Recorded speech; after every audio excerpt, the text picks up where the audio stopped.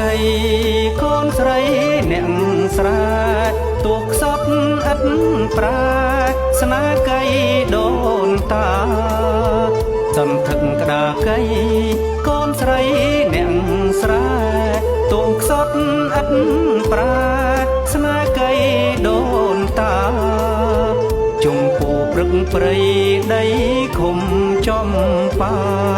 ដំបាញកិច្ចការក្រឡាបកាភ្ញីជុំពូព្រឹកព្រៃដីឃុំចំបាដំបាញកិច្ច